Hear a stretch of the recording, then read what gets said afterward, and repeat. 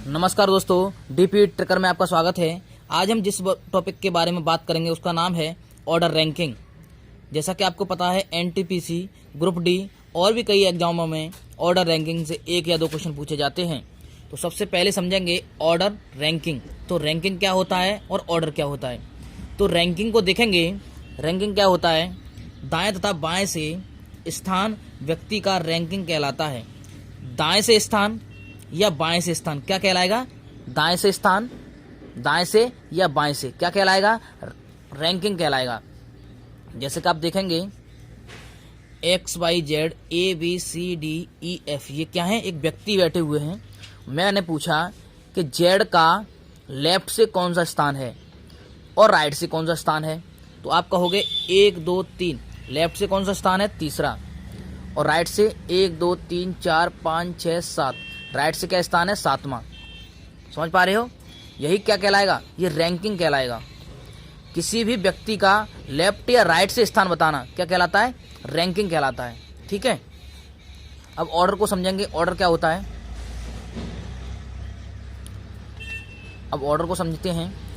Order यानी कि क्रम, ऑर्डर यानी कि क्रम, कोई भी पंक्ति बढ़ते या घटते हुए क्रम में व्यवस्थित हो, ऑर्डर कहते हैं। क्या कहते हैं, कोई भी पंक्ति या तो बढ़ते हुए क्रम में हो या घटते हुए क्रम में हो, उसे क्या बोलेंगे, ऑर्डर। जैसा कि आपको पता होगा, जब भी हम छोटी छोटी क्लासों में पढ़ते थे तो प्रेयर होते समय क्या कहते हैं, ये टीचर बोलते थे कि सबसे पहले वो विद्यार्थी बैठे आगे खड़े होगा जो सबसे छोटा है, फिर उससे बड़ा, फिर उससे बड़ा, उससे बड़ा, इस तरह से खड़े होते थे विद्यार्थी प्रेयर करते समय। तो वो कौन सा क्रम होता था, ऑर्डर। कौन सा क्रम होता है, ऑर्डर। या घटते हुए क्रम में हो कोई चीज या बढ़ते हुए क्रम में हो, क्या कहलाएगी, ऑर्डर। ठीक है, आगे देखेंगे। आगे लेफ्ट यानी कि बायां बोलते हैं, लेफ्ट को बॉटम भी बोलते हैं, एंड भी बोलते हैं, ये ध्यान रखना है।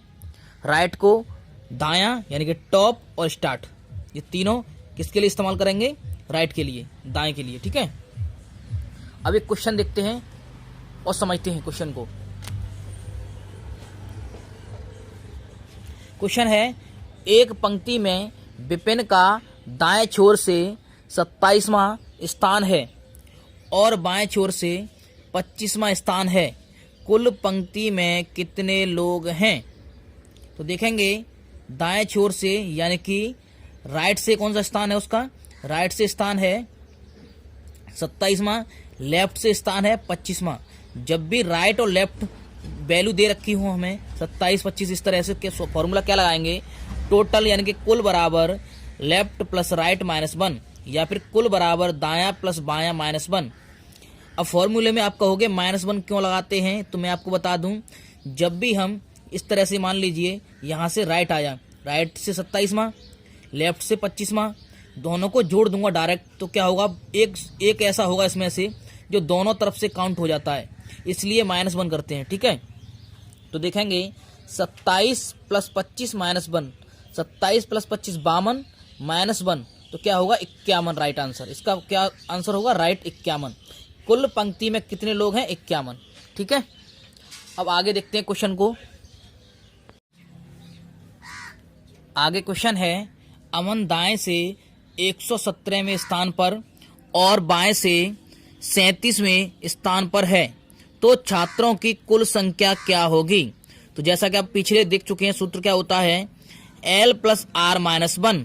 तो L कितना है, 117 है, प्लस R कितना है, 37, माइनस 1 क्यों करते हैं, पता है आपको, बता चुका हूं पिछली बार में, अभी पीछे। तो टोटल कितना होगा, 154 माइनस 1, तो -154 में से घटाऊंगा तो टोटल कितना आएगा, 153। छात्रों की कुल संख्या कितनी होगी, 153। आगे एक क्वेश्चन और देखते हैं और समझेंगे। क्वेश्चन है 40 व्यक्तियों की एक पंक्ति में अमन का बाएं से 27वां स्थान है, तो दाएं छोर से स्थान क्या होगा। अब इसमें क्या है, टोटल दे रखा है, पिछले वाले में टोटल नहीं दे रहा होता था, टोटल हमें निकालना होता था, इसमें टोटल दे रखा है तो उसका फॉर्मूला अलग होगा। तो फॉर्मूला होगा राइट बराबर कुल यानी कि टोटल माइनस लेफ्ट प्लस 1। उसमें घटाते थे, जब भी राइट या लेफ्ट पूछना हो, हमें निकालना हो, तो उसमें प्लस करेंगे 1। ठीक है। तो जैसा कि राइट बराबर कुल कितना है 40 दे रखा है, लेफ्ट कितना है 27 है, माइनस के 27 कर दिया, +1 कर दिया। +1 क्यों करते हैं, इसमें एक छूट जाता है, तो +1 कर दिया, कितना होगा राइट बराबर 23 निकलेगा, 27 40 माइनस 27 13 निकलेगा, +1 कर दूंगा, कितना होगा 14। राइट बराबर राइट से कौन सा स्थान होगा 14वां स्थान, राइट से कौन सा स्थान होगा 14वां। जब भी लेफ्ट निकालना हो तो लेफ्ट का भी यही फॉर्मूला होगा, लेफ्ट बराबर कुल टोटल माइनस राइट +1, ठीक है। जब भी लेफ्ट पूछे या राइट पूछे +1 करना होता है, कुल पूछे तो -1 करना होता है। यहाँ पे दोनों जुड़ जाएंगे और यहाँ पे -1 कर देंगे। लेफ्ट या राइट निकालना हो तो यहाँ पे दोनों को घटाएंगे और यहाँ पे 1 जोड़ देंगे, ठीक है। आगे वेरी वेरी इंपॉर्टेंट क्वेश्चन है, बहुत ही ज़्यादा इंपॉर्टेंट क्वेश्चन ये मैं अभी कराऊंगा, इसको समझेंगे, ये वेरी इंपॉर्टेंट क्वेश्चन है। देखेंगे क्वेश्चन है, रेखा का बाएं छोर से 33वां स्थान, गीता का दाएं छोर से 23वां स्थान है, ठीक है। दोनों लोग आपस में स्थान बदल लेते हैं, यानी कि गीता की जगह रेखा, रेखा की जगह गीता, तो गीता का दाएं छोर से 28वां स्थान हो जाता है। रेखा का स्थान बताओ। क्वेश्चन वेरी वेरी इंपॉर्टेंट है, इसको समझेंगे बहुत ही आसानी से, ठीक है। रेखा का क्या था, रेखा का बाएं छोर से, रेखा का बाएं छोर से कौन सा स्थान है 33वां, मान लिया मैं, रेखा लिख दिया ऊपर और बाएं से क्या है 33वां, लिख दिया बाएं से 33वां। अब गीता का दाएं से कौन सा है 23वां, लिख दिया 23वां। अब क्या हुआ, रेखा की जगह गीता, गीता की जगह रेखा, एक गीता की जगह रेखा बैठ गई और रेखा की जगह गीता, तो कह रहा है दोनों ने स्थान बदल लिए, तो गीता का दाएं से, गीता जो है ना उसका दाएं से, गीता का दाएं से 28वां स्थान, तो दाएं किधर होता है इधर से 28वां होगा। अगर बाएं से बोलता तो इधर से लगाता, बाएं से, तो दाएं से 28वां स्थान लिख दिया, बाएं से 28वां स्थान।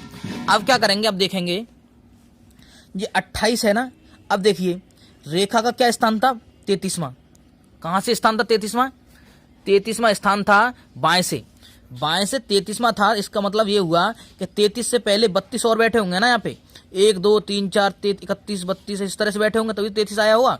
यहाँ से एक स्टार्टिंग हुई होगी 1 से लेकर 32 तक, तब यहाँ 33 बैठा होगा।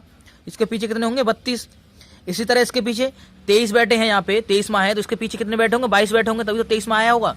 तो क्या करेंगे 28 और 32 पीछे वाला, 28 और 32 जोड़ देंगे, क्योंकि इस सामने वाला देखते हैं इसके, क्योंकि चलना मुझे इधर है, किधर साइड चलना है इधर साइड, तो 28 + 32 कितने हो जाएंगे 60 हो जाएंगे।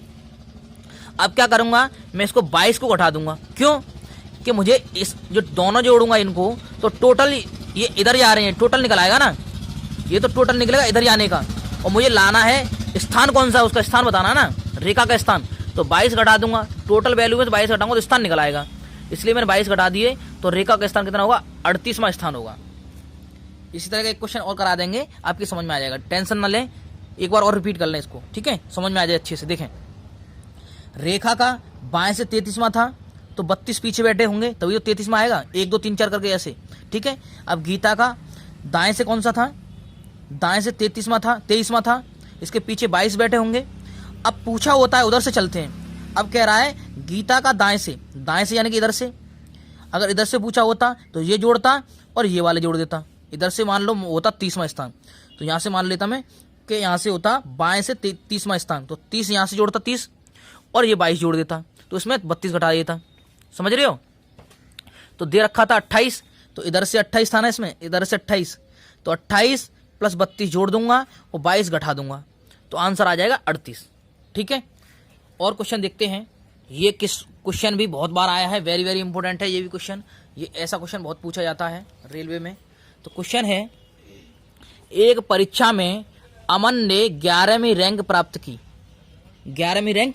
की और वह उत्तीर्ण होने वालों में नीचे से 47वें स्थान पर रहा था, ठीक है। अमन ने एक परीक्षा में 11वीं रैंक प्राप्त की और वह उत्तीर्ण होने वालों में से 47वें स्थान पर था। 3 छात्र परीक्षा के लिए उपस्थित ना हो सके, एक छात्र फेल हुआ, तो बताओ कुल छात्रों की संख्या क्या थी, ठीक है। अब जैसा कि हम पीछे देख सकते हैं, टोटल निकालने के लिए क्या करते हैं, टोटल निकालने के लिए लिखते हैं L + R - 1, तो लिख दिया मैंने L कितना है 11, R कितना है 47 -1, तो कितने निकलेंगे 57। ये 57 जो निकलेंगे पास निकलेंगे, कुल पास यानी कि टोटल निकालते थे। ये तो पासों की संख्या होगी ना। रैंक किससे पता चलती है? रैंक से। पास के वो जो बारे में पूछ रहा है, तो ये 47 और 11 जोड़ देंगे -1, तो 57 ऐसे होंगे जो केवल पास हुए हैं, क्लास में पास होने वाले, कुल पास होने वाले कुल। ठीक है, अब हमें निकालना क्या था? हमें निकाला कुल विद्यार्थी कितने थे। ठीक है, तो कुल 57, 3 छात्र परीक्षा के लिए उपस्थित न हो सके, मतलब लेफ्ट, यानी कि परीक्षा देने नहीं आए, लेफ्ट, छोड़ दिया पेपर। तो 3 ऐसे थे, छोड़ दिया। 1 फेल हुआ, तो 3 और 4, 3 और 1 4, 4 और 57 61। 61 विद्यार्थी कुल थे कॉलेज में। कुल विद्यार्थी 61 थे, 57 पास हुए, 3 ने पेपर नहीं दिया, 1 फेल हो गया। तो कितने विद्यार्थी होंगे? 61। ठीक है, आगे देखेंगे। इसी की तरह से एक क्वेश्चन और लेते हैं। एक क्वेश्चन है, एक कक्षा में राजन को 11वीं रैंक मिली और वह लड़कों की सूची में सबसे नीचे से 31वें स्थान पर रहा था। 3 लड़कों ने परीक्षा नहीं दी और 3 फेल हो गए। कक्षा में कुल विद्यार्थियों की संख्या क्या थी? तो सबसे पहले क्या करेंगे? टोटल निकालेंगे।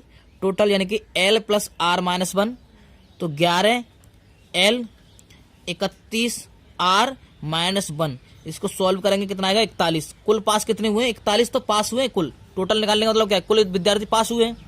अब कुल 41 विद्यार्थी पास हुए हैं, फेल कितने हुए? 3 दे रखा है। 3 लड़कों ने परीक्षा नहीं दी, 3 लड़कों ने परीक्षा नहीं दी और 3 फेल हो गए, 3 फेल हो गए। 3 और 3 6, 6 और 41 47। कुल विद्यार्थी कितने थे? 47।